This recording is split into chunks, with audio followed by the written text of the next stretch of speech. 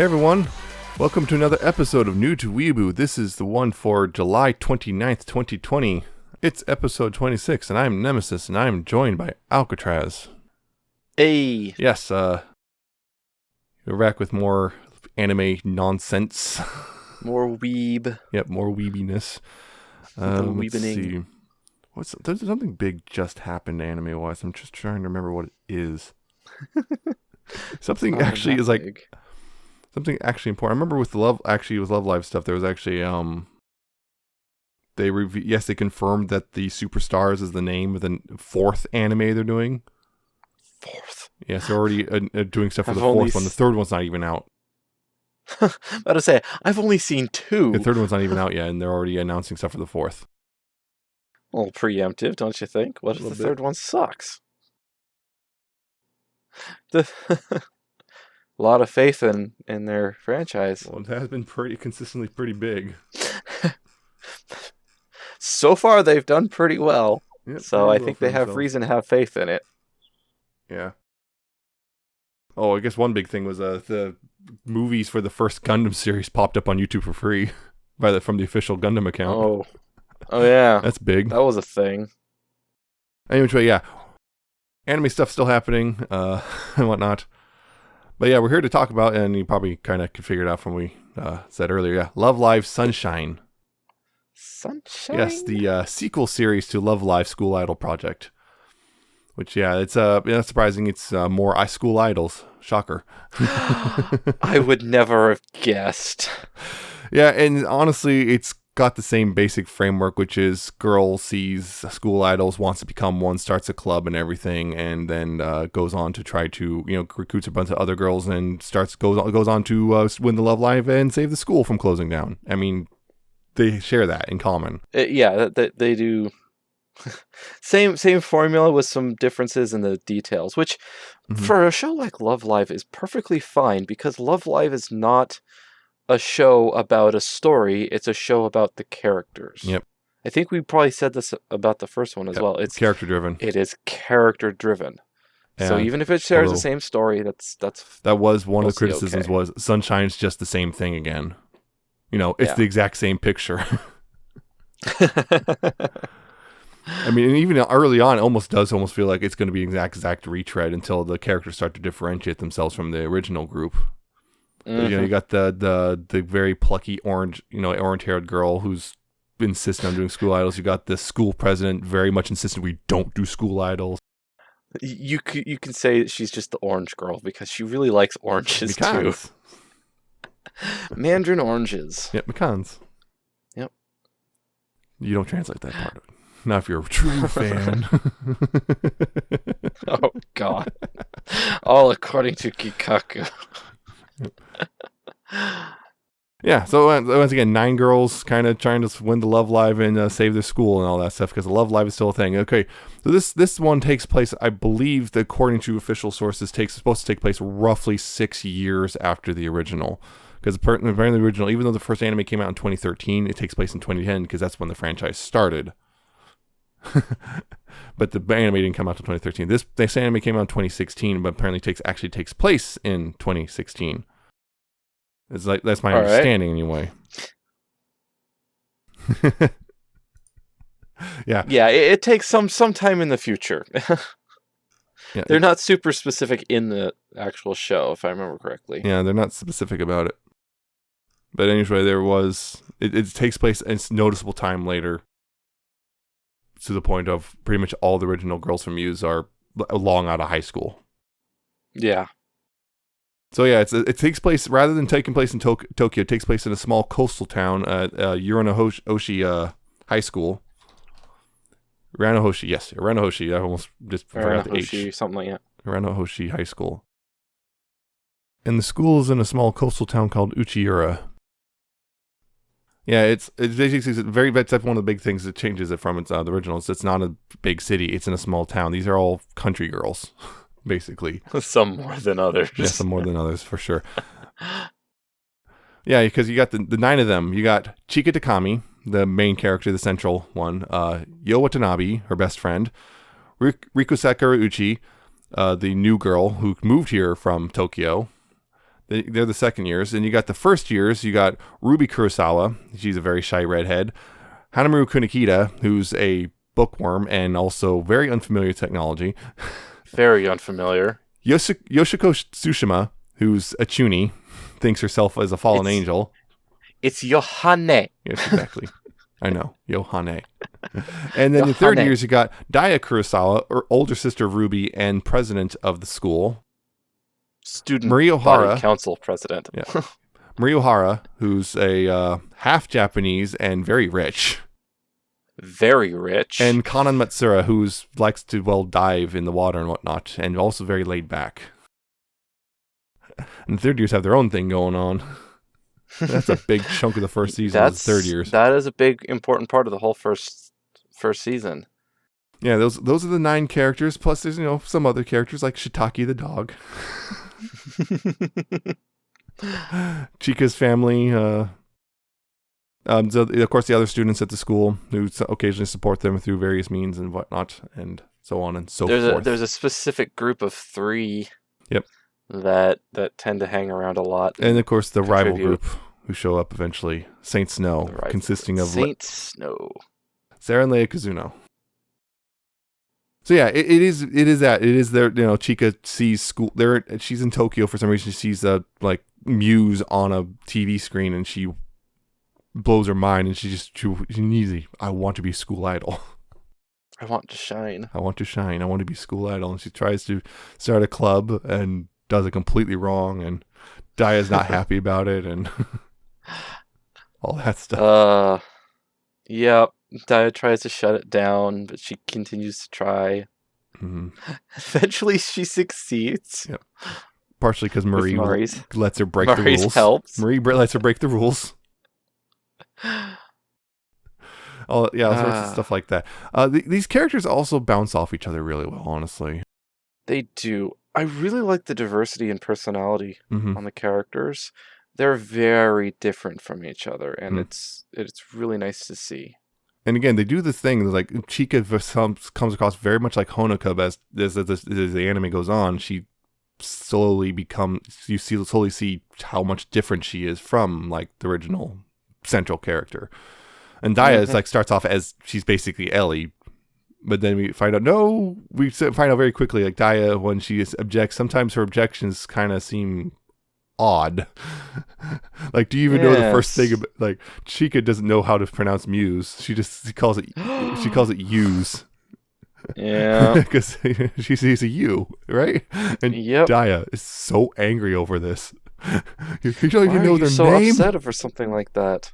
Turns out, we find out Daya is an idol otaku. Yep. And so is Ruby. More than that. Yeah. More than that. Daya is even more than just an otaku, but we find that out later. But Ruby is an otaku as well. Yep. Yeah, because the other thing is about this show is, I think one thing I notice is this show feels much more has much more of a faster pace than the original. Like they dump like all the characters on us in one episode real quick. Yeah. For better or for worse, it has a very fast pace in the beginning. Riko takes a little bit to show up. She's not. Yeah, because I don't think she actually joins until. Well, she doesn't join until for a little bit, but she actually is in the first episode because Chika has a whole talk with her because she tries to stop Riko from jumping in the water and accidentally knocks her in. Yeah. Well, it isn't until episode 2 that we really see more of Riko, if I remember correctly. Come inside. Yeah. Come inside. Because Chika's like, I want you to join. Yep. Riko's like, nope. Squeaky wheel gets the oil. Yeah. If I bug you enough, you'll give in. You'll eventually give in, yeah. So that's the whole thing. Like Riko, Chika's just she lives at an inn. She's just a very excitable, kind of a dumbass sometimes. I mean, we see that she misspells club on the sign. She's trying to do, and Yo, her best friend she's a swimmer. She's she's part of the swim team at the school and everything, and she just kind of goes along with it to find out because she just wanted to do something with Chika for once. Mm-hmm. And it's pretty clear Yo's got a bit of a thing for Chica, but of course nothing comes of it because we can't ever actually confirm anything because that's not how this works. Of course. But yeah, Chica and Yo have been best friends since they're little. And apparently so was Kanan. They were best friends with Kanan as well, who was a year older than them, but still, that's not a huge deal. She's kind of Kanan kind of presents herself as the wise one. Yeah, it's kind of the down to earth, wise, grounded one. Yeah. Although we in the other gives stuff, nudges here and there. Although in other stuff we find out that Kanan's actually not exactly the best at schoolwork in other material. Like the games and whatnot. Yeah, we find out she's not exactly the greatest student. And in fact, that was the other thing, was we find out she's actually was out of school for a long period of time because her dad injured himself. So she's helping out this dive shop instead. So really enough, so that's one big difference is between the 2 second years and a third year are the childhood best friends, and then the third second year moved here from Tokyo. In fact, was a student at Atonokazaka, which was the original school from the first series. We even see her wearing the original uniform. It's like, oh. And that's the thing, is she moved here because she's a piano player, and she had a recital and she utterly and totally botched it. Yep. Because she didn't even try. She sat down, put her hands to the keys, stopped, sat there, got up, bowed, said I'm sorry, and walked off the stage. Yep.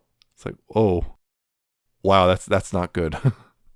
Nope. Yeah, Riko she's a piano player and finds up becoming the composer after much pleading from Chica. After much pleading. You got Marie, who shows up in a helicopter. And Kanan does not look happy about this. Nope. We find out why later, too. But Marie is half Japanese. Part of it you can tell is why she's got blonde hair. Blonde hair. That's not a Japanese thing. She uses a lot of English. She's half Italian American is the thing. The other thing, yeah. So she uses lots of English. A lot of it is pretty clear that even though she's supposedly fluent in English, it's let's just say whoever decided to write the English lines clearly didn't actually know that much English. Yeah, I've heard worse. Yeah, but this is one of those things. If someone's fluent in English, they would not make these mistakes. Yeah. C'est la vie. And Daya is just very no nonsense. Everything must be perfect. Daya-san. Yep, Daya-san. That was a thing. Yeah. Yes, that's the thing too. The scratching the mole was the whole Daya-san. Yep. Not Daya-chan. Then you also got this whole thing. She wanted that. The first year is Hanamaru is very much a bookworm. She likes to sit by herself in the library reading books and stuff, and that's how she met Ruby. And Ruby's also very shy to the point of initially she's all excited about school. I don't think then Chica starts actually talking to her. She actually screams and runs. Yep. It's like, okay then. Okay. And and Yohane had one heck of a introduction. Oh boy. Because she was in a tree. And then she drops out of the tree. It starts talking some weird nonsense.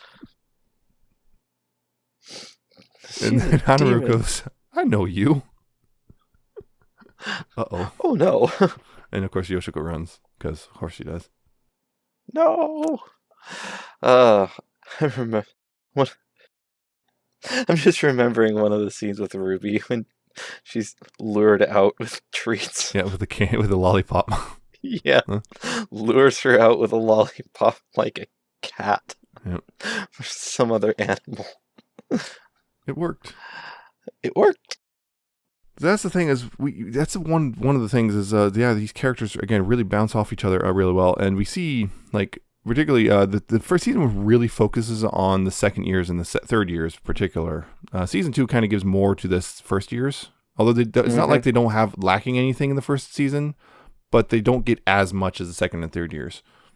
Particularly, yeah, but early on we get stuff like Hanamaru having her whole thing. She's the one who pushes Ruby to join them because it's clear Ruby wants it. And then first she's like, okay, I'm done, bye. And then Ruby's like, Oh yeah. I saw you. No, no, You were no. happy. I haven't seen you happy in a while. And Yoshiko actually pretty much gets an entire episode to herself for her whole thing. Because, yeah, she's a Chuny, which for you, this is the first time you really experienced a Chuny character. Chuny. A Chunibyo, who's basically, it's also referred to as middle school syndrome and whatnot, but basically someone who thinks, like, wants to make themselves more special, so they start talking about how they're a fallen angel or there's a demon inside them or whatever, and they start doing stuff like that, and a bit of an interest in the cult as well, often, and then that's what they do, that's their whole thing, and they start doing what Yoshiko does, which is these long speeches and whatnot. Yeah, but thing in middle school, it's kind of okay and even somewhat popular. In high school, it's kind of stupid and lame and childish. Yeah. And so Yoshiko's desperately trying to stop it, but she can't help herself. She can't. And then her friends don't exactly help when they go, you can just do that for the Hanamaru, for the group. she asks Hanamaru to help her because at first, because she introduces her in class and just doesn't show up to school for several days because that was so embarrassing. Then Hanamaru, she gets Hanamaru to help her, and then, well, at first she seems like normal, then she gets asked to do fortune telling. Oh no. Yohane comes out. Yohane. But Chika's like, eventually she's like, I'm just going to drag you down, because she joins the group, and then it doesn't quite work out super well initially, because they did the whole fallen angel thing, all of them, and then this, yeah. But then Yoshiko's like, I'm just going to mess everything up, and Hika's like, it's fine. We like you being it's like this way. You can be a fallen angel if you want to. You can be our fallen angel. Yeah, they're all her little demons. Yeah, it's very, very nice. Yeah. Yoshiko's whole thing is like it's weird because it's clear she's a bit of an introvert, and she kind of uses Yohane as a crutch in it, like awkward social situations. Unfortunately, the problem is it makes things more awkward. Yep. And that's the other thing. So it's initially awkward, but then she kind of often will realize, oh God, I did it again. And then bail. Oops, I did it again. Yeah. Yeah, that is an interesting thing. Uses it like it's not quite a dissociative personality kind of a thing, but it's similar to that. It's like a coping mechanism. Mm-hmm. Created an alternate personality to protect me from these situations. Social anxiety hits, so once that does so, she just kind of goes Yohane, which helps her work through it, but then it's awkward because everyone's like, what the hell are you doing? Oh no, why did I do that? That made it worse. Yeah, the second year is there's a whole thing. It's kind of a love triangle going on, if we're going to be honest. Granted, it doesn't really. It tries to stop itself from going all the way on that, but it's pretty obvious it's a love triangle because like Riko shows up and we see this whole thing, particularly towards the end of it, where it's like there's a whole thing where Riko has a recital on the same day as a performance, and Chika pushes her to actually go ahead and do the recital anyway, and they'll just do it without Riko, and Yo's kind of put into the position of just you got to replace Riko here for this performance, and yeah, it becomes a whole thing where. It's pretty clear Yo's been jealous of Riko this whole time because Chika's been at that point. Chika had been spending a lot of time and a lot of focus on Riko, and Yo's feeling left behind. And he was like, "Oh, I've been her friend all this time, and suddenly this new girl shows up, and I'm gone." Yep. The episode where Yo confronts her own feelings. Oh, that was an episode. Marie is like, "You're jealous." And Marie, speaking from experience, and we'll get into that experience in a little bit. Marie knows. Marie knows, like, don't mess up your friendship just because you refuse to talk. Yep. And yeah, the funny thing was when Yu was like trying to figure out why am I so upset over this, her mind keeps wandering to confession scenes between her and Chika or something. It's like, yo, you need to confront this. You need to really confront this. What's going on here? You want Chika to be your girlfriend, stupid. Just say it. But, Chika and Riko are getting rather close. Yeah, but they kind of, Chika comes along because, like, I'm sure Chika somehow has her own revelation of, oh, I've kind of been ignoring you, haven't I? And forcing her to be, more or less forcing her to be Rico. Don't be Rico. Be you. I need you. Be you. I need you, yo. That was there's that love triangle thing, and we even have, this is a weird thing with Rico. There's even a scene where Rico and Chica are like holding hands as a sunset. I think it was a sunrise. I think it was a sunrise was behind them, and like Rico just says, "I love you" to Chica. Yeah, like, there was that whole scene too. It's like, wait a minute, are those two now a thing? I remember way back when a lot of people watching Love Live lost their minds because that seems pretty solid, but then nothing really comes of it. And it's like, oh, yep, it was platonic. It was platonic. Even though it presents itself kind of a romantic light, but nope, we can't actually commit to anything.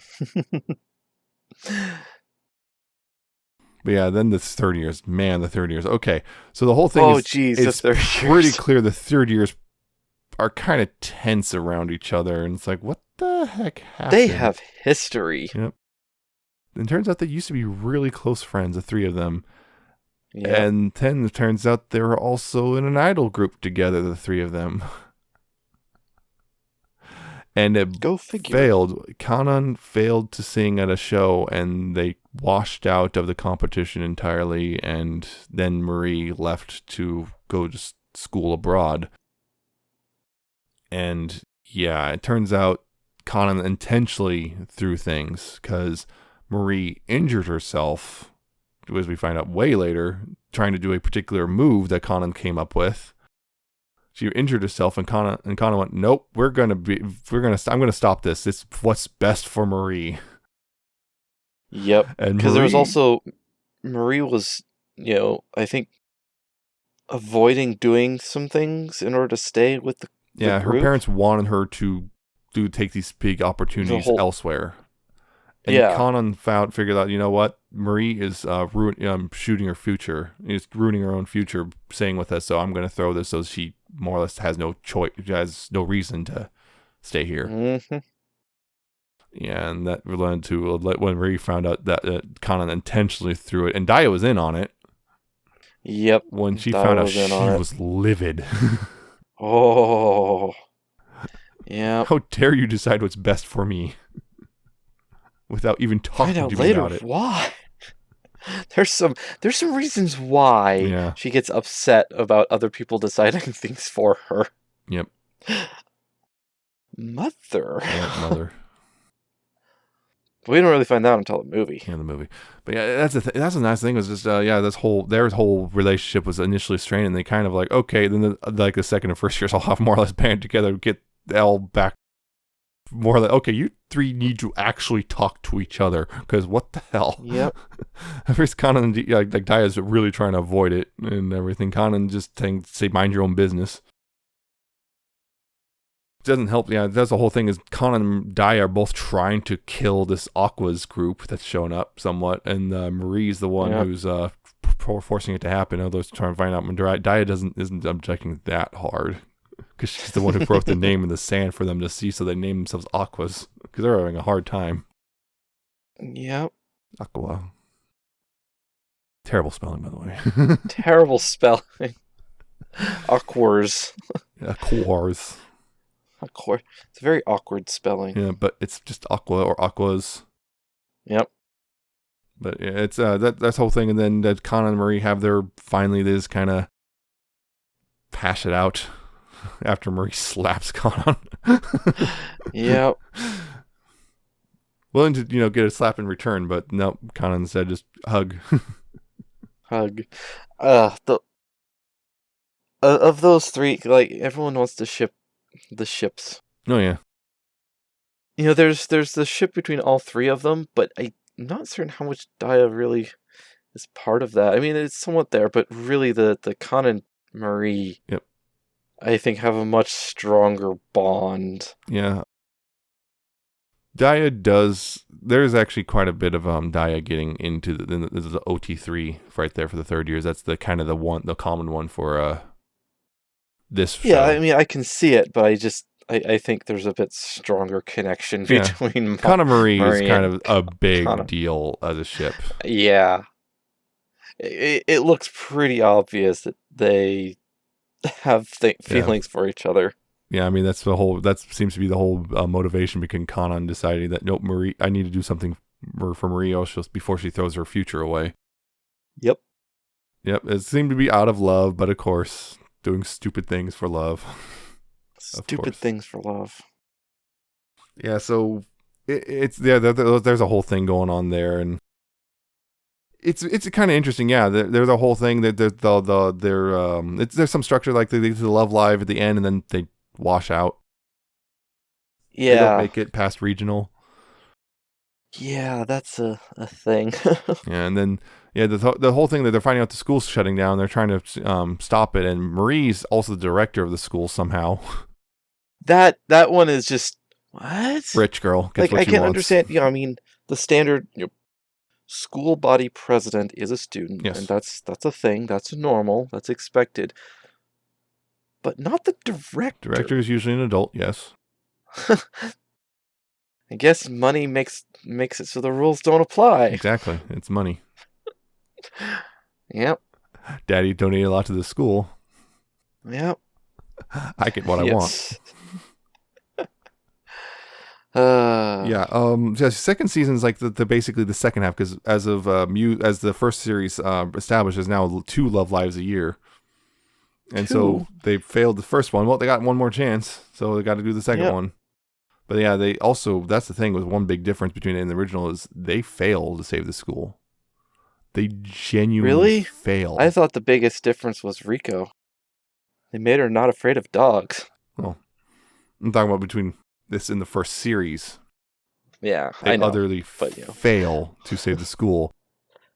I wouldn't say utterly. They came really close, close. but they failed. They came two attendees. Yep. Well, after multiple extensions and Yeah. If they gotten like a little bit more time, they probably could only have like saved it, I don't know. No, whoops! I can't seem to shut down the applications. Oh no! I can't seem to shut it down. That's weird. Yeah, Must be something wrong. I better go ahead and just kind of do a bit of a diagnostic on the. Oh hey, look! 2 more applications. They made it. Oh hey, look! But yeah, it's yeah, they failed, so the school shuts down at the end. Or Aranahoshi shuts down, and they have to transfer to a different school. Yep. And they merge with a different school. Yeah, and that's like there's a lot of episodes. A lot of the last few episodes really deal with that whole thing of like Chica's feeling so down in the dumps, and everyone is like hard is like, why even bother with the love life? Yeah, it was like the whole thing. We were doing this so that we could gain, interest in the school to save it. Now that can't happen. Why bother? Mm-hmm. Why bother continuing? And yeah, I kind of get their crap together.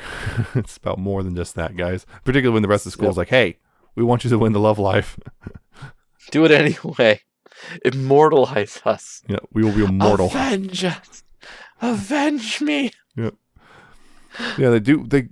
Not surprising, they do actually win the love life. But I remember I was watching this and I was like, okay, it's going to play out exactly the same as original. They're going to save the school and go on and win the love life and everything, right? Mm-hmm. And then they actually failed. I'm like, wait, whoa, hold on. That means it's possible they'll fail. They won't win the love life either. Oh man, they just they made it just, oh god, they might not actually follow the rules of the storytelling. Yeah. How dare you? Oh wait, no, okay, they won. They still won. But it is something. Like you said at the beginning, how this seemed to follow the same basic pattern of the first one. But having them make that change may have been the proper move. Yeah. Just to break the mold. Yep. It's not a huge break, because they still, end up winning Love Live anyway. But it is enough to differentiate the series. It's looking like third series is going to differentiate even further from what I'm seeing and from the game and whatnot. Because usually the game story is somewhat similar to the anime one, just with some modifications here or there. It's often never played the game. The game version it lessens the conflict a little bit. For example, right? That's the sort of thing. It's like the stakes are a lot lower in the game. I guess they want you to be all feel good all the time or something. I don't know. Yeah. It's like I don't even think the school being closed down is even brought up in the game's version. kind of an important thing. It's just At they're least just in idols the be idols series. to win the Love Live. I think. Oh, Yeah, so it's a lot lower stakes and overall stuff like that. But yeah, like I know the third one is going to be like it's less of a group and more 9 individual idols who sometimes collaborate. That's one thing, and it seems like their school's in no danger of closing in that one. It's a very much a very the school is very much a very specialized school in that version. it's a Love Live Well, it's school. Nijigasaki. It's more of along lines of just general, like this is a place it's kind of hard to get into in general. And I think looking like the more primary conflict in the third one is going to be the new school president, who's not part of the group at all. Because initially the school president was in fact one of the people who was already in the club, then quit the club, then joined back in because stuff happens. I'm not going to get into that till we actually get to that, whenever that happens. And then the school president in that one, there's a new school president who comes along who challenges her, and so she loses. And then the new school president really hates the club and wants to shut it down for some reason or another. So I guess that's going to be the big conflict there. No, it'll be Superstars. That's Superstars. No, that's Nijigasaki. Superstars is the fourth one. I don't know anything about that other than there's going to be less than 9. For once, we'll have less than Nijigasaki is 10. 9. Oh, geez. Oh, the 10th one is not actually an idol. She's just there to support them. She's the behind the scenes. I'm going to write the songs and make the costumes and create the dance choreography. She's doing everything. It's like, you're going to burn yourself out, kid. Also, she's you. Like, literally you. Yeah. And her name is you. You. Yeah. That's when you mentioned there the choreography or songwriting and stuff. That was actually something that was kind of a curiosity, but they did actually sort of deal with in this series. It's always been kind of interesting. Like I remember in the first one, I was kind of wondering this. There's a lot of work that goes into these songs and stuff. Like I said, all the choreography, all of the costume making, all of the all the songs.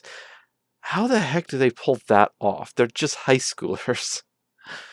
I don't think even in the first one they explained who did like the choreography, how they figured all that sort of stuff out. It was kind of made when the first one was kind of implied to be Ellie because she was the dancer.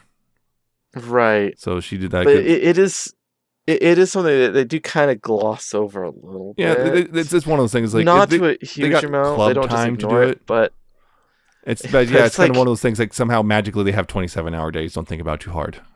Right. Like songwriting is not easy. Choreography is not easy. Costume making is not easy. This is not stuff that I would expect high schoolers to be able to just come up with and create this in that short of amount of time. Well, remember the whole anime takes place over the course of a year. Right, but that's still... It's a weird thing. It's one of those things that's kind of... Yeah, there's a lot of stuff going on, but it's kind of a weird thing. Like, I know, like, in the original, Kotori was super into costume making and whatnot in general. And then in the new one, Yu is into it. Although Yu is very much into initially uniforms and stuff. So she's showing all these uniforms. She goes like, kind of not. That's not what I was looking for, really. Yeah. So they, like I said, they do like here. They really do explain it a little bit more in this series. Enough to suspend disbelief, but it's still one of those. It's just the way clubs are. It's like the implication is they're they work things out with each other. We're just not seeing a lot of the work they're putting in because that would be kind of boring. Right. But then one thing they fixed was in the real world it doesn't work like that at all. You have entire separate groups handling those different things. Yeah. You have your songwriters, you have your choreographers, you have your costume designers, and they're usually small teams. Yeah. And they're not the same as Ruby also does some of the costume work as well, so they have 2 people. Yes.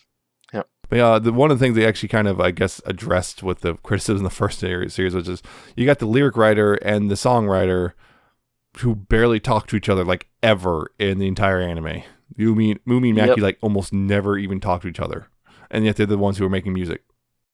It's like that doesn't exactly work. Here we got Chika and Rico are the lyricist and the songwriter and the composer, and they talk to each other constantly. They literally live next door to each other. They can literally jump from one house to another. as Riku did when she was running from the dog. She just ran and jumped and did a flip. Yep. And everyone just clap. And her mom just welcome home. Just welcome home. Yeah. That was another thing. Another thing that you got to remember is in Japanese, rhyming is not important.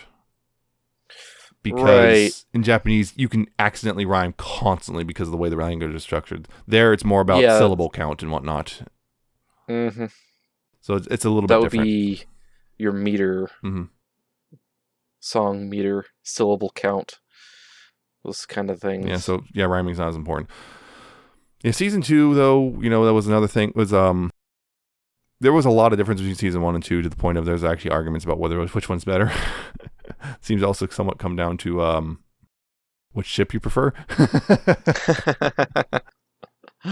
Why does everything come back to ships? It always comes back to shipping. Always comes back to shipping. Yeah, because like they got that whole thing. Season 2 really went hard into the the school is closing down. They still got to do the Love Live and everything.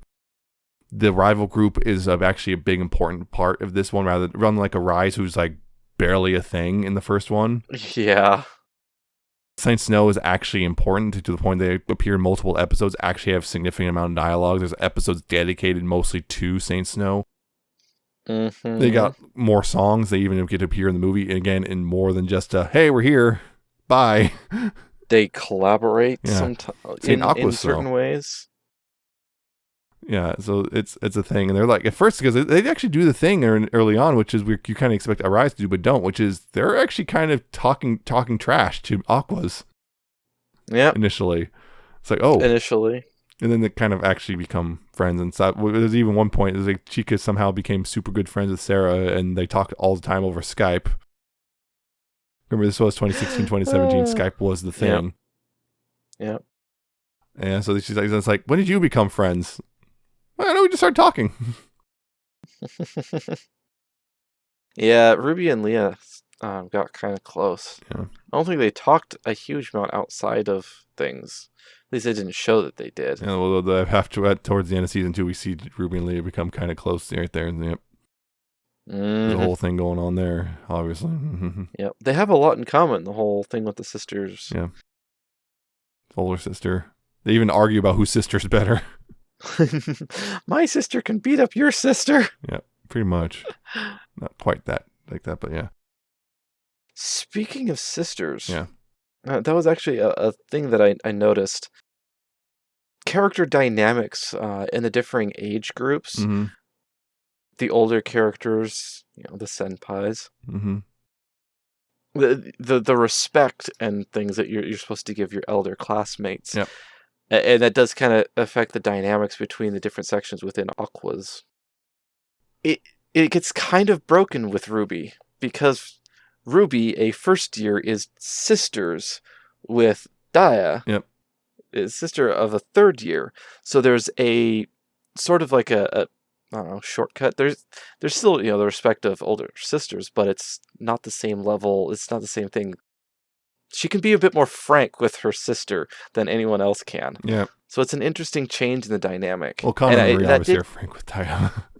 Very frank. Well, except those are third years. Those are all third years. So I think that did actually come up once where, Daya was saying something and Ruby could actually speak up, where the rest of them weren't quite as able to. Yep. So it is an interesting point of note. Yeah. Yeah, there's a little episode where Daya just wants to be called Daya-chan. Oh, there's that whole one. Poor Daya. Poor Daya. Everyone just calls her Daya-san. She feels so disconnected from them, and it's like, well, and then they're freaking out when she's trying to get closer. They're all freaking out. Oh God, what's wrong? Why is Daya so angry at me? What did I do? That was a fun episode. And then it's a whole thing there. Just they call her Daya-chan once. Yeah, she's mad because they're calling Kanan and Marie Chan with the Chan honorific, and like, oh no. Yeah. I also noticed that episode in particular also had a tendency to the subtitles really emphasize this honorifics, just to make you realize, yes, this is about the honorifics here. This is about the honorifics. Yeah. That's a fun one when getting into Japanese media, Mm-hmm. is the honorifics. It's very different than honorifics here in Western, Yep. in the West. We have honorifics. We have a whole bunch of honorifics, and they change where, depending on if you're talking about American West or like European West. Mm-hmm. European has the whole monarchy honorifics, which we Mm-hmm. don't really have. But we do have honorifics, and there are rules on how to use them, but they are very different, and they are they're very formal, Mm-hmm. which most of the time we aren't Yeah. formal. Which is, I think, one of the big difference. Honorifics are a formality, but in Japanese, the formality is common, Mm-hmm. where in Western speech, the formality is not. Mm-hmm. Usually our most formal every day is just using, I mean, the most formal you're ever going to really is their title and last name. Yep.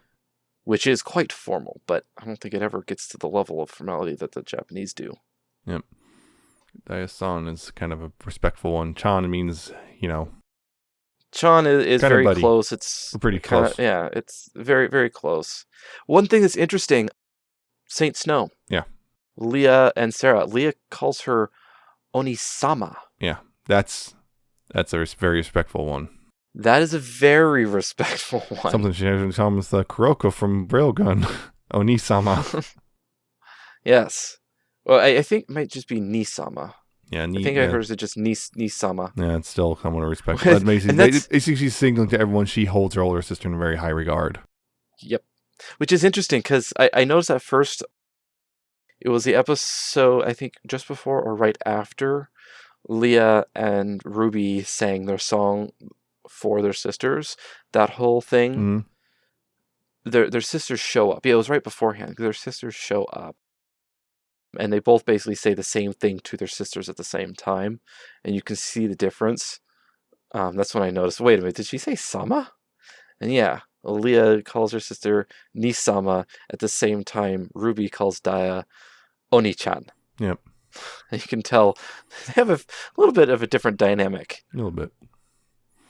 Yeah, there's also one point where I'm not sure. I remember a couple times, and again, other stuff where Yoshiko system called Yohane-sama. Sama is for, hey, this person is pretty much above you in station. Yes. It's also used for things like deities. Yeah. Kami-sama. Kibachirama-sama. Yeah. And it's one thing for example, Okasan is basically mom, and Okasama is mother. Mm-hmm. Yeah. What was I thinking? I guess talking about shipping and whatnot. Yeah. Yeah. Once again, Chika Riko is pushed pretty hard in season 1. Kana Marie's pushed pretty hard throughout the entire thing. Die occasionally in that one, but not always. Yoshiriko becomes a thing in season 2 with the dog episode. The dog episode 4, Yoshiriko becomes kind of the big Riko ship for the season.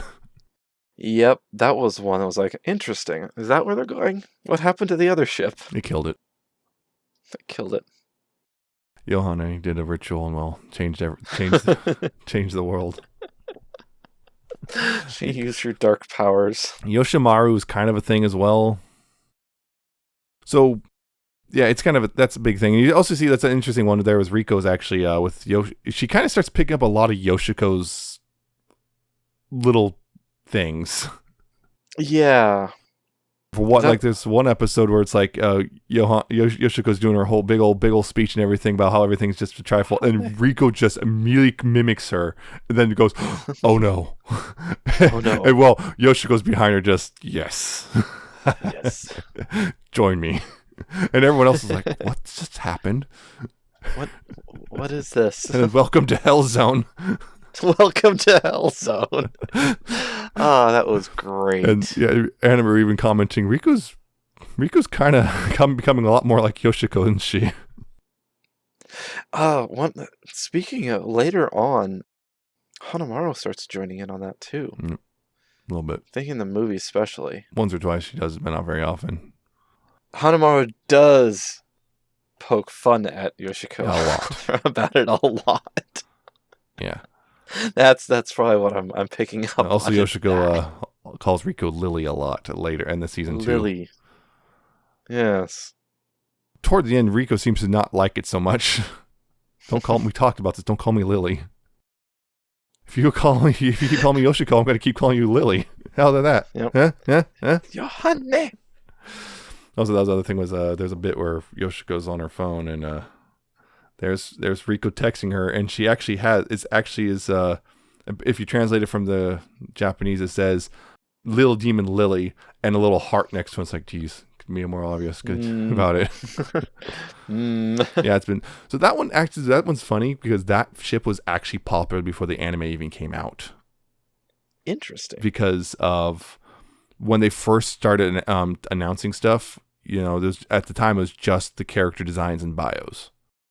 And people saw the character designs, saw the bios, and said, you know what? Yoshiko and Riko look good together, and they seem to have a good dynamic. I'm going to ship them.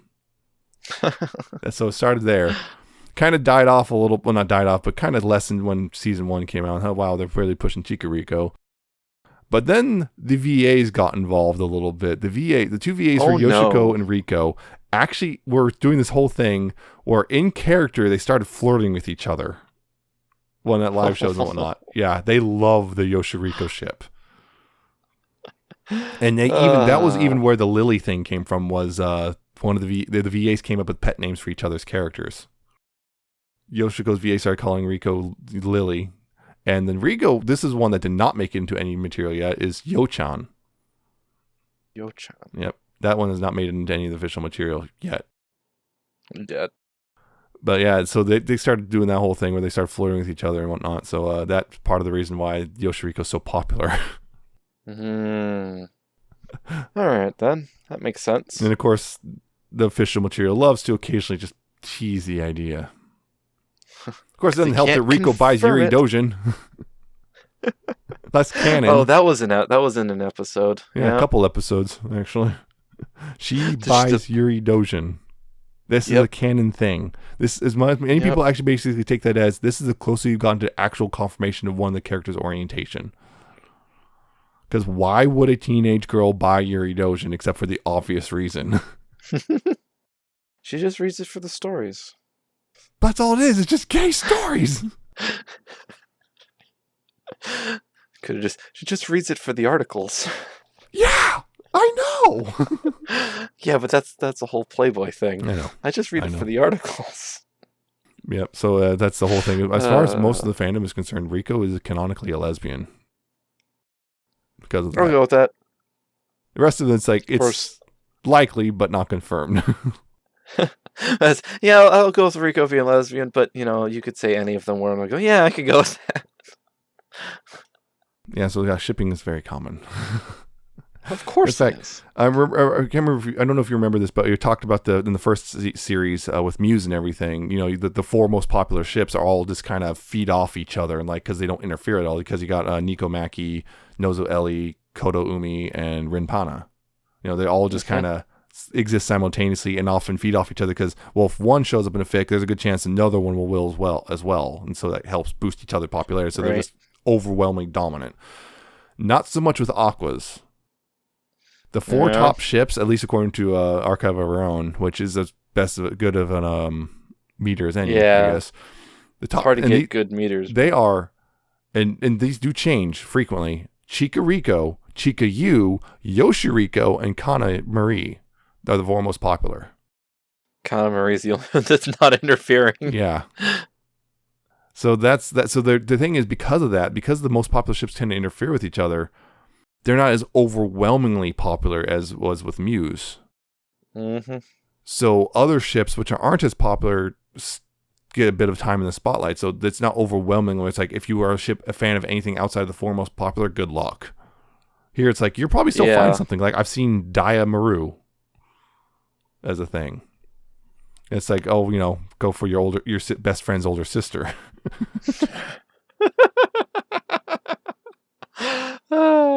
Yeah, and whatnot. You do see the not so popular ships are still aren't that uncommon just because there is no overwhelming dominance this time around.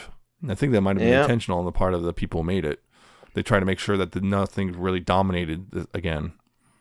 That is a weird concept. Show writers looking at how the fans will ship their characters to determine how to write them in order to push ships in certain ways. Yep.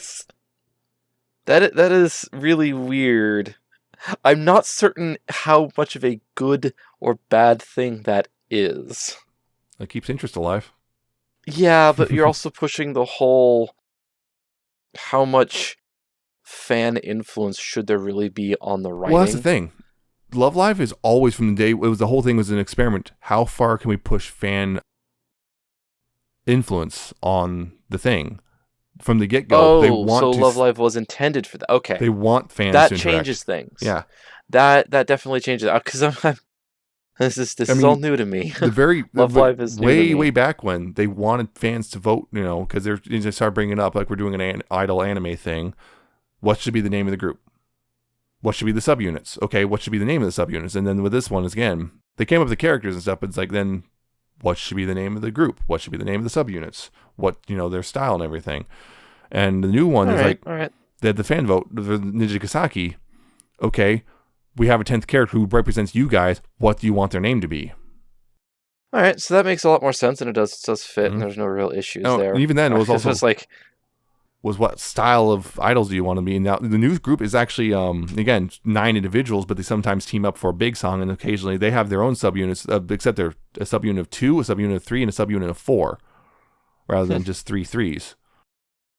And now they're pushing it for Superstar. They're actually having an active call for auditions to be the voices of the characters in that from fans. Interesting. Granted, female fans from 15 to 22, but still. Right. Got to keep it within the age group. And yeah, that's the other thing. With the other stipulation, you cannot be in a relationship. You cannot have children. But I understand because you're going to be busy. You're going to be real busy. Yeah. And also, it'd be upsetting for fans if, hey, turns out you're already married or something. That whole thing. Oh, boy. Yeah, that's unfortunate, but yeah, it's still a thing. But anyway, and of course they want you too old because you're going to be working on this for a good 6, 7, 8 years easily. So they don't want you to be like over 30 and still trying to do voice work. Yeah, that's a thing. The other thing is the movie, though. The movie Over the Rainbow. Over the Rainbow somewhere? Yeah, not quite. Don't want to mess that up. Yeah, don't want to. And in the movie they go to Italy. Italy. At Marie's mother's behest, because supposedly the third years are missing. Turns out they're not really missing. They're avoiding Marie's mother because Marie's trying to control Marie's life, including trying to possibly forcing her to get married. Yeah. Yeah, there's a whole thing. The thing about the movie is also just interesting because it's kind of the dealing with, well, now what? The third years have graduated. We're moving to a new school. How do we handle this? And so it's actually pretty nice. I would actually almost say it's almost more cohesive with the rest of the anime versus the original with its movie. The original with its movies kind of just felt really tacked on. Yeah, this one... It wasn't bad. Yeah, it wasn't bad. But this one definitely feels more part of the whole series and such like that. I think what was with the original was just simply the movie was just a response to, okay, this is actually really popular versus this is probably going to be popular so we can go ahead and integrate better. Yep. I mean, it literally picks up where the final episode of the anime left off. It's basically just episode 14 that's really long. An hour and 40 minutes long. Yeah, because that's the whole thing is like they're struggling. The remaining 6 members of the Aquas are struggling. It's like, what do we? You didn't even botch a performance because the third years aren't there, and they're just kind of they don't know how to move on from here, and like the new school's forcing them to be in a branch location, which is super run down, and because apparently a lot of parents gotta go a little went overkill, and it's like, no, I don't want those hicks ruining my child's education or something like that. Yeah, they don't understand what it's like. They gotta be winners. Yeah, we're part of this big school, and we're nationally rated, and they're I want them ruining they're not it. good enough. Yeah, and so their whole thing is like, yeah, it's just a kind of a, well, how do we move on from here? I guess one big thing is Muse. Remember, they decided to just, Muse is over. Mm-hmm. Here, they're like, no, Aquas goes on. With 6 Yep. members, we're still going on. And maybe more down the line, who knows, but Aquas continues without the third years. And yeah, it's actually really well done, in my opinion, right there. Just that whole thing, and just kind of well, now what? Yeah. It really wraps up things really well, too. Mm-hmm. Not that the anime didn't wrap it up well either, just kind of, Not that okay. the anime didn't, but yeah. Oh, jeez, the wrap up from the anime. Yep. There were some real emotions going on there. I'll be honest. Yes, the anime does, particularly in season 1, gets kind of melodramatic, but like you get sucked in anyway. Yeah. Who cares? It's melodramatic. So what? I love it. I love every second of that melodrama. Give it to me. I mean, it can be. I mean, there's a whole thing about like, Marie's mother's like, this whole thing is a waste. This idol thing is a waste of time. Marie's, I can prove it's not a waste of time. It's like, yeah, it's melodramatic, but come on. Well, Marie's mother is just the personification of overdrama. Just like Marie. That's where she got it from. Apple doesn't fall far from the tree. That wasn't like I did like, was some occasions of Marie's the way they use, even if it was kind of broken, it was still funny how they used her English. Marie, you're standing on the map. Whoops. It's a joke. Also, Hannah Maru's lack of experience with technology. Oh, okay. Play with your laptop? Sure. The future. Press the power button. Press any button. One button. And that came back later on. Is that during the one of the school festival things that they did? In the movie, Hannah Maru actually makes the loudspeakers she goes up, she walks by the laptop and then slowly walks back. I want to touch it, and hits play. It's the future, and blasts.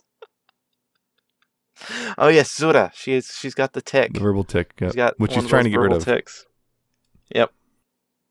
Also, she likes food. Yep, she likes eating food. She eats a lot of food. Eats a lot of food. Yeah. Which one made I think it was Yoshiko. Are you even human? Yeah. That was the thing. That was a weird one. It was like, oh, here's Henry's the one who eats the food, and who's the heavy one? Yoshiko. And that was a weird thing. That's another thing that's unfortunate. Was kind of implying Yoshiko's fat. It's like, in what world is that fat? In what world? Yoshiko's like skinny as hell. Yeah. Only thing I can think of, that must mean maybe she really is that dense. Dense. Or she is a fallen angel. Dun dun dun.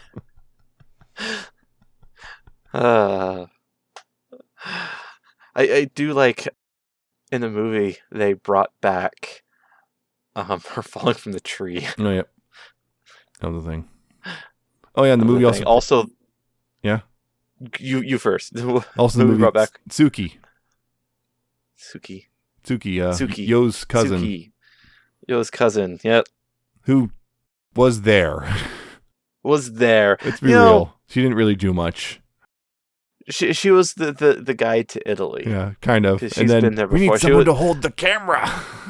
Yep. That's pretty much it. A camera which can apparently record 8K.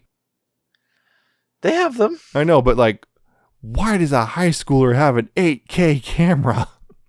Maybe it's what she does.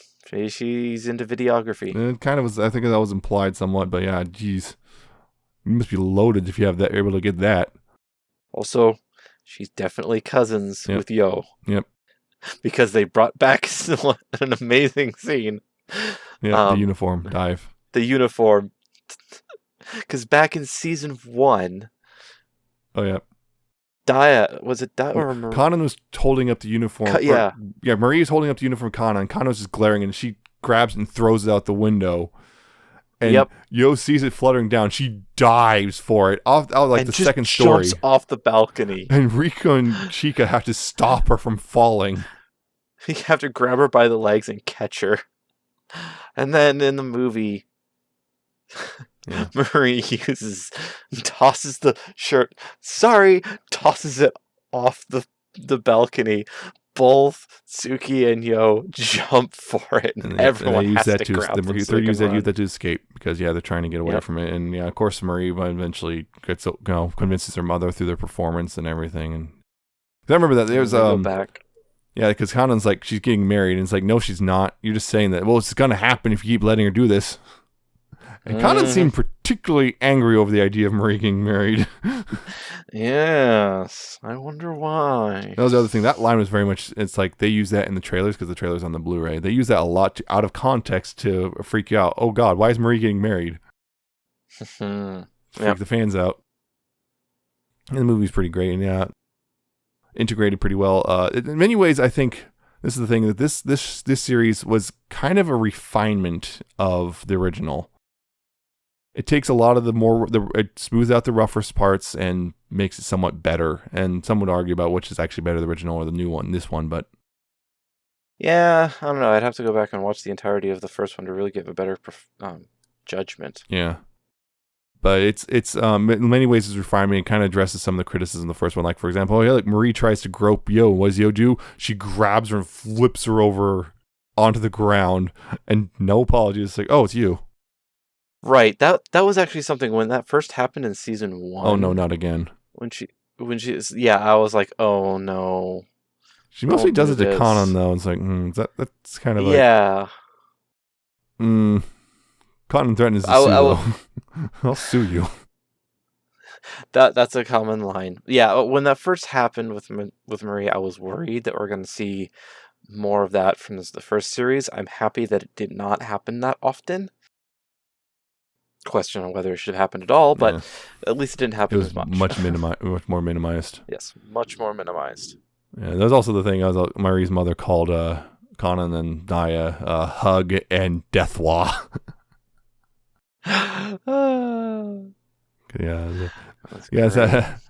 Daya's whole thing. One of her things, boo boo desuwa. Yep. That's a whole thing right there. So yeah, it's lots of fun there in this one. Lots of fun. It's really fun. Yeah, it's melodramatic, but you get sucked in, and it's just you care about these characters. Oh no, I don't want to cry. No, shut up, stop. No. Don't want to cry. It's so sad. Yeah. It's so sad that all the emotional scenes with the closing of the school and all that. Mm-hmm. And then the third year is getting kind of fixing their friendship and everything. Mm-hmm. All that stuff, it gets to you. It's great though. Quick, who's your favorite? Oh, that's a tough question. It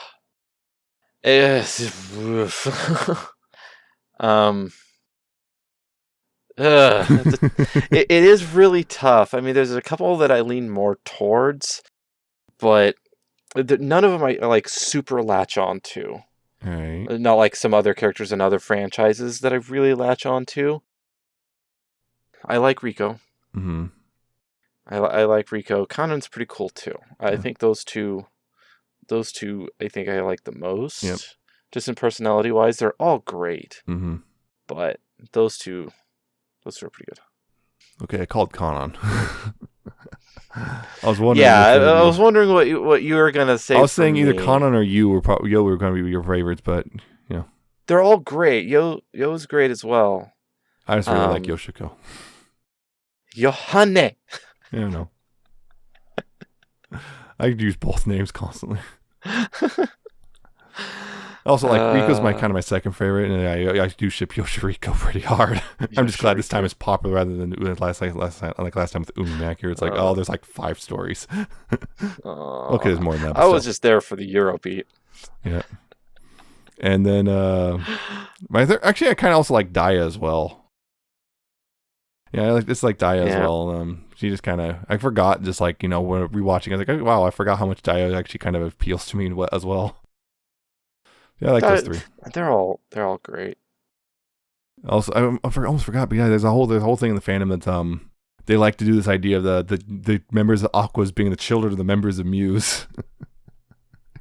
When we first saw Chica's mom, it's like she's short.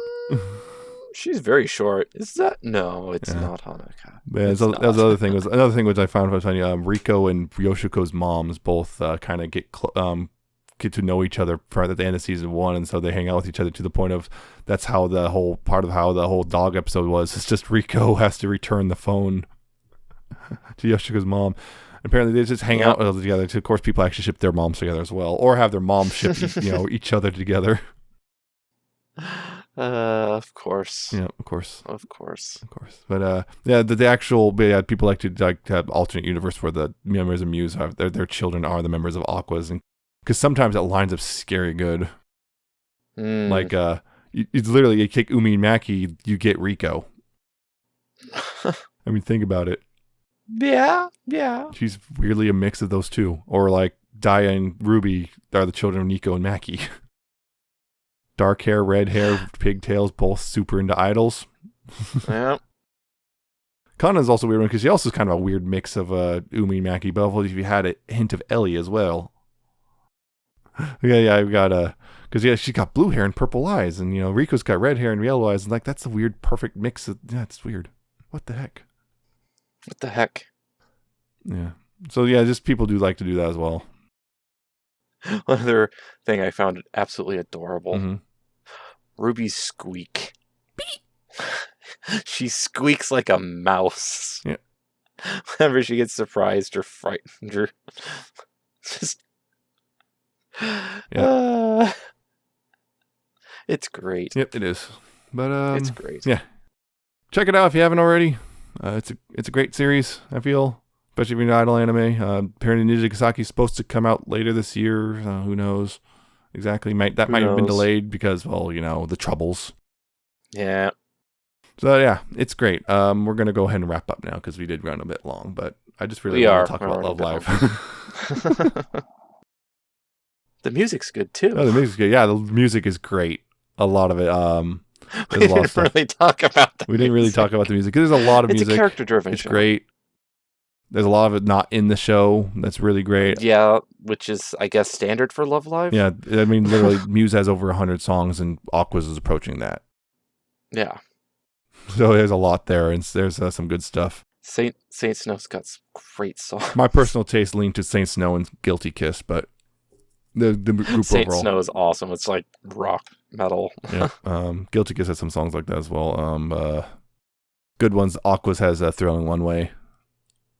You talked about how the OP got stuck in your head for the season 1. Yes, the season 1 OP just got constantly stuck in my head. It won't let go. Of course, right now, what's been constantly sitting in the back of my head is the very, very opening of the season 2 opener. Yeah. That's just kind of playing in my head. But every now and then, one of the background songs that plays, it's called Determination. Yeah. Comes up. There's a really cool motif in that I really like. It's really mellow and quiet, though. Yeah. Very different than Saint Snow. Yeah, because that's the one. The subunits all have very different sounds and whatnot. But yeah, Guilty Kiss has these actually somewhat close to Saint Snow in style and whatnot. So it's very rock focused. Are the subunits? I'd have to double check this, but the subunits, are they related to that one episode where they were sent off in 2 groups? Nope. And they found that they're very different in music styles. Unlike with Muse, they didn't actually have an episode where they kind of split off into the subunits. Because I remember the episode of Muse. Hey, look, there's the subunits. This one they didn't do that. They were just but they did have the one episode where they split into 2 groups. The second years and then the first and third years together. Yeah, but they also found they were looking for each other's the differences and the different tastes, and they found they have very different tastes in music. Oh yeah, that was that too. Here's their rock demo. Yep. Please don't do that. Which is surprising because I believe in other continuities Yoshiko likes rock music, so it's like, okay. Here she is kind of like, It's one of those things that the continuities all don't quite line up quite correctly. Yeah. But whatever. It's fine. Whatever. It's fine. Because then there's All-Stars continuity. That's the whole other boy can of worms right there. Check out their music. It's pretty easy to get. The Love Live fan wiki has pretty much all of it. Yep. And it's also up on Spotify. Most of it's on Spotify. Unfortunately, unless like Muse, they do the thing where like a lot of the music is released exclusively to Blu-ray sets. and does not appear anywhere else for a long time. I mean, just last year did they finally release that music outside of the Blu-ray sets. Blu-ray sets that came out in like 2013, 2014. So it's been like a good 4, 5, 6, 7 years since those released, and now they're finally releasing them as the Muse Best Of collection, and they're all on Spotify now for Muse, every single one of them. But Aqua's is not quite all there yet. Because still getting there. Yeah, it's going to probably be another. It's probably going to be till 2023, 2024 when we finally see that up on there, all of it there. It's going to be a while. So anyway, I guess that's it. We're actually going to wrap up this time for real. Yep. I hope you enjoyed it. Interject with. Yeah, I hope you enjoyed this. I hope you continue listening to us. If you want to, you can go to newtoweeaboo.libsyn.com. That's spelled Libsyn. If you like, all the episodes will be there. You can subscribe to this via the RSS feed and whatnot. And you can also check out all the other destinations to find us, all at the top, little top bar, the buttons. You can find us on iTunes, Google Podcasts, Spotify, and YouTube, and for a while longer, Google Play. Yeah, any of those services, you can click those buttons, you can go to them and search for New to Weeaboo and find us, subscribe to us, and keep up to date. On YouTube, of course, you can also comment and subscribe, like and comment there as well. Google Play is still play.google.com/music, again, for now. Who knows how much longer it's going to last. They said by the end of the year, so who knows. And if you want to contact us, you can do so via email, newtoweeaboo@gmail.com. Questions, comments, criticisms. What do you think of Love Live? Do you prefer Sunshine to the original, or vice versa? What? How deep are you into Idle Hell? Do you have anime suggestions for us for future episodes and whatnot? We'll take a look if you have them. And all that sort of stuff. And you can also follow us on Twitter or @NewToWeeaboo. We post updates there and whatnot. And sometimes random just nonsense as well. Random nonsense is the best nonsense. Yes. You can also follow personal Twitters. I'm at Nemesis Prime 1. He's at Alca7raz with a 717 and an underscore at the end. I finally got some Transformers reviews out that I filmed a while ago.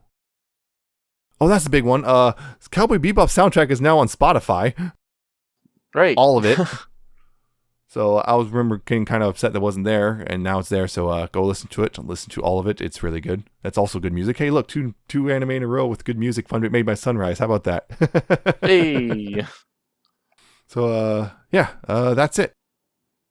Join us next time. We'll be once again talking about new anime. We're doing the summer 2020 sampler. Oh boy, looking at some of the ones, it's going to be an interesting selection. Yes, it is. I'm curious to see how.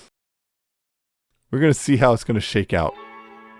It's going to be horrible. Horrible. Wonderfully horrible. Horrible and amazing at the same time. Yes. Amazingly horrible. Horribly amazing. Horribly amazing. It all went horribly right. Horribly right. So anyway, we'll chat you next time when we talk about that summer stuff. Soon. So that'll be August. Soon. Take care, and we'll see you next time. So bye. See ya.